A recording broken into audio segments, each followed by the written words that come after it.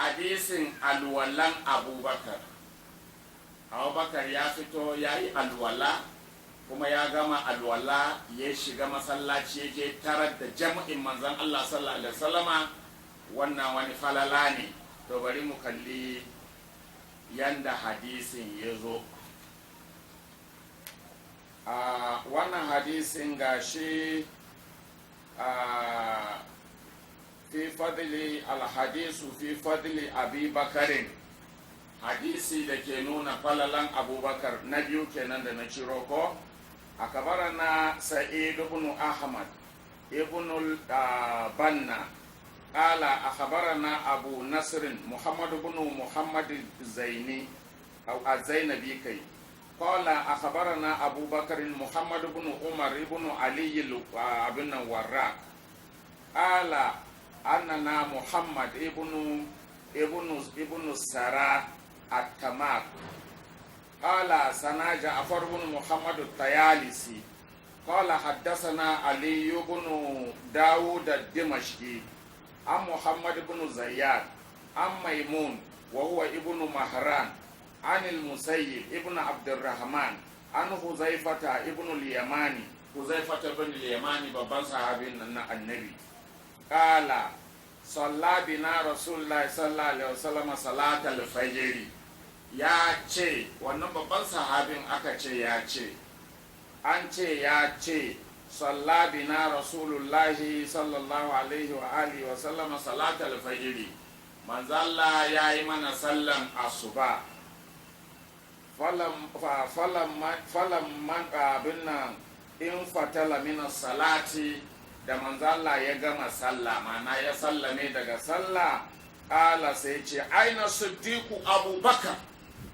Sai manzo Allah ya ce ina siddiqin nan abubakar. Falam yujibuhu ahadun, ba wanda ya ansa mishi. Ina jin ya manta sunan shi siddiqu ko, to ba wanda da ya ansa. Sai an ƙara kira, faƙama ƙa'iman alaƙa da maihi, sai manzan Allah sai wani ya tashi a kan kafafuwansa. To a wannan zamanin mutum nawa ne a masallacin? Yaya size na girman masallacin manzan Allah yake a lokacin da manzan Allah ya yi wannan magana, a lokacin da aka ce manzan Allah ya yi wannan magana?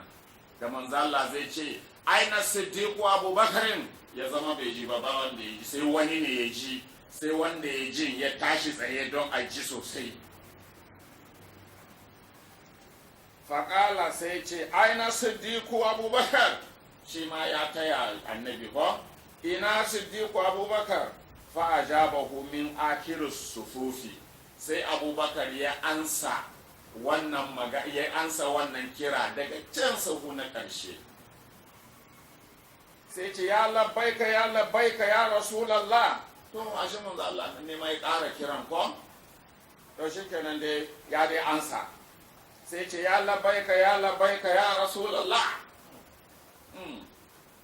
As-siddiqu ya ansa. Ƙala sai annabi ya ce afuriju li abi bakrin, ku buɗa ma abubakar, a buɗa masa hanya. Odunu minni ya ababakarin, abubakar zo kusa, matso kusa da ni ya kai abubakar.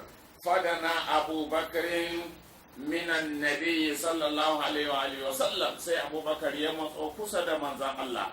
Faƙala sai manzan Allah ya ce wai, an ce wai manzan Allah ya ce ya ababakarin, ya kai abubakar, la hittama in raka'atal ula, ka cimma raka'an farko tare da ni. Kun ga za a yi tambaya don a sahun ƙarshe haka tsinto shi ko, to kuma annabi yana tambaya abubakar ka samu raka'an farko tare da ni kuwa? Ƙala sai abubakar ya ce ya rasulallah kuntuma aka fi sofil awwal, ya ce da ni aka fara sallah, ina tare da kai a sahun farko. Fakabbarta wastaftahta alhamda fakara'ataha, sai kai kabbara kuma ka karanta fatiha. Fa waswasa ilayya shay'un min at-tuhur, sai na samu waswasi game da wani abu na tsarki, sai nake ganin ina da tsarki kuwa ko ban da shi, wani waswasi da ya shige ni, in ji Abubakar as-Siddiq. Fakarashtu ila babil masjidi, sai na fita zuwa kofar masallaci. Fa'iza ana bi hatifin ya hatifu wa ya ƙulu wara'aka, sai na ji wani sauti na hatif, sai na ji muryan yana cewa kalli bayanka. To a nan za a fara drama ɗin. Sai ya ji murya, bai ga kowa ba, amma ya ji murya na kalli bayanka.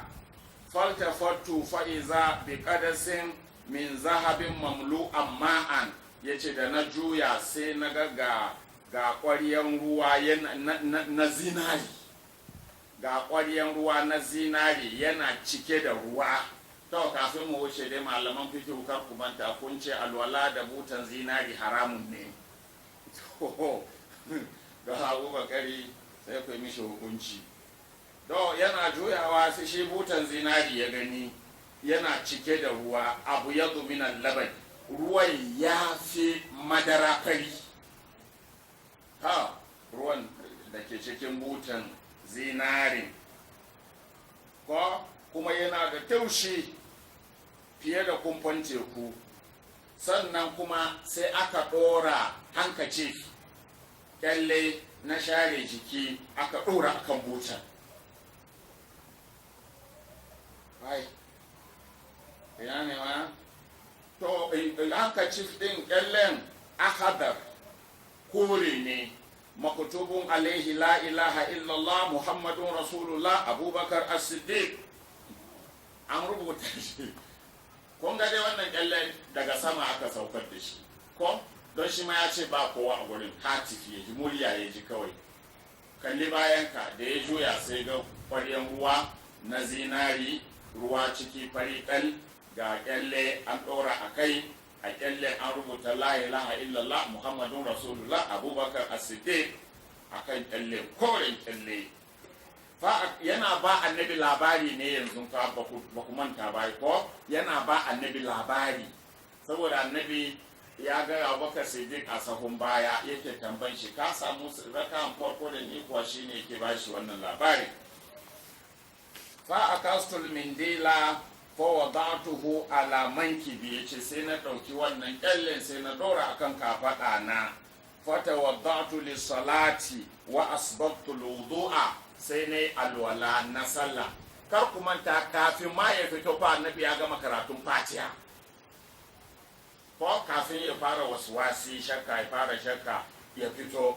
To shikenan yanzu gashi su ƙwaryan zinari ya sauko daga sama da ruwa a ciki da kyalle da kowa dai, sai ɗora kyallen ya yi alwala ko waradatul mandila alal qadar, sai na mai da abin nan kyallen akan ƙwaryan alwalan na zinari. Fala hittuka wa anta raki'ur rak'atal ula, har na zo na cin maka kana cikin ruku'in raka'an farko. Shikenan fata mimtu salati ma aka ya Rasulallah, sai na cika sallah na tare da kai ya manzo Allah. Faƙalan Nabiyu sallallahu alaihi wasallam, sai manzo Allah sallallahu alaihi wasallam yace ya Ababakarin, ya kai Abubakar, abushir, kai bushara, ina maka bushara. Innal ladhi wadda'aka lis-salati Jibril, mala'ika Jibrilu ne yayi maka alwala na sallah. Yi masa aka yi ko? Ya mutu. To wallazi mandalaka Mika'ilu, bayan ka gama alwala, wanda ya shashare maka ruwan alwala da wannan kyallen mala'ika Mika'ilu ne.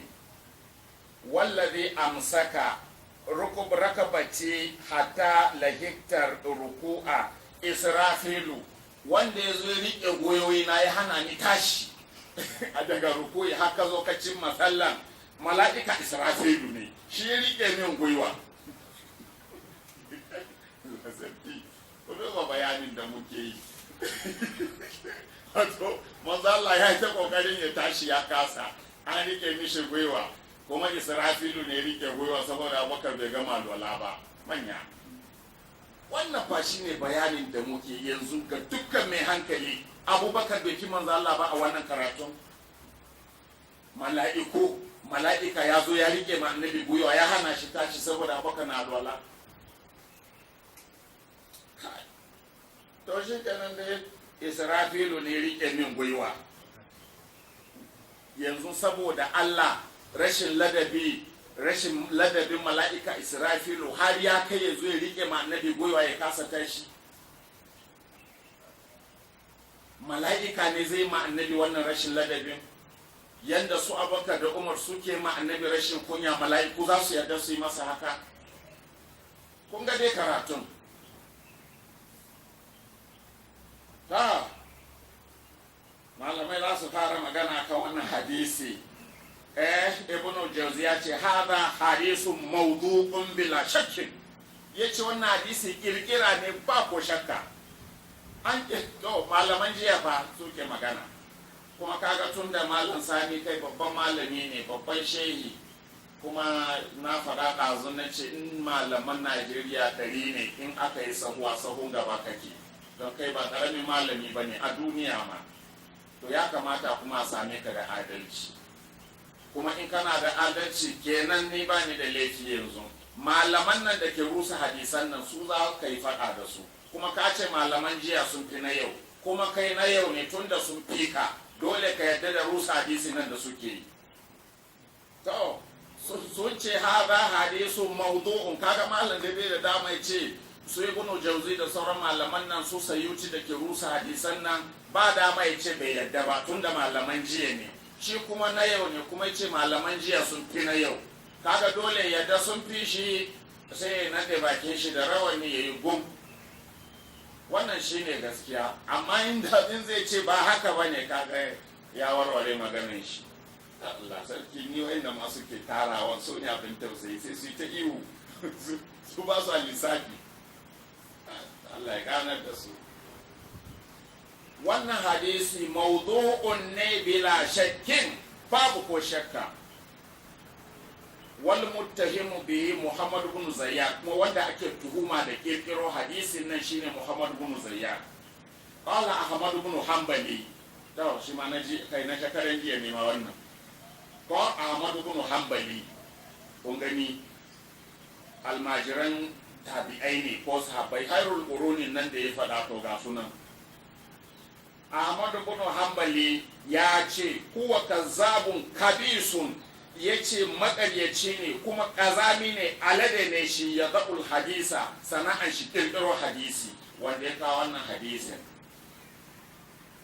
Kuma da wayannan hadisan ake ganin darajansu, to za mu rusa muku su da harshen malaman jiya, har da malaman shekarin jiya sai mun kawo muku su insha Allah. Ahmadu bin Hanbali ya ce wanda ya kawo wannan hadisi Muhammad ibn Zayyadin, wanda ya kirkiro wannan hadisi kazzabun mai yawan ƙarya ne, habisun alade ne ma, ya zaɓul hadis dama ya yi suna a kirkiro hadisi, yana kirkiran hadisai. Waƙala Yahaya, shi kuma Yahaya ya ce kazzabun kabisun, maƙaryaci ne wanda ya kawo wannan hadisi kuma ƙazami ne. Waƙala Sa'adi, As-Sa'adi ya ce wa Daraqutni, da kuma Daraqutni shi ma ya ce kazzabun, maƙaryaci ne wanda ya kawo wannan hadisi. Abubakar bai samu wannan matsayi to yanzu inna lillahi wa inna ilaihi raji'un. An riƙe gwiwan annabi saboda Abubakar. Kaga kuma annabi zai wahala idan zai ta yunkurin tashi ba zai iya ba don an kame gwiwan. Tun da Abubakar na waje, me zai hana a yi ma annabi ilhama ko wahayi cewa ka jira Abubakar ka ƙara tsawon sura ko? To amma sai a bari sai ya yi rukuyi a ga riƙe mishi gwiwa? To As-Sa'adi da Daraqutni sun ce kazzabun wanda ya kawo wannan hadisi maƙaryaci ne. Wa qala Nasa'i, Imamun Nasa'i wal Bukhari da Bukhari, to kaga yan shekaran jiya sun fara lekowa ko da Bukhari wal Gallas da Al-Gallas wa Abu Hatim da Abu Hatim Ar-Razi gabaɗayan sun ce matrukul hadis, duk hadisin da wannan zai kawo maturukun ne babin da za a karɓa ba ne. To su ma fa malaman sun yi guduma da yawa ga sunan zan yanke ne dai kawai, amma dai kun ga an rusa hadisin ai ko to shikenan wala ya kafa anna fi sanadi hadhihi riwayati Ali ibn Dawuda, akwai Ali ibn Dawuda a cikin wannan riwayar ma wa huwa aidan majruhun. To kama fil mizani Ali ibn Dawuda an Muhammad ibn Zayyad al-Maimuni wa anu Jafar ibn Abi Usmani at-Tayalisi bi khabarin munkir. Labarin shabinki ne ba a karba. Wai gashi nan dai kun gani ko duka shafuffukan nan ruwan guduma ne da malamai suka yi ta yi na rusa wannan hadisin kawai. To shi kenan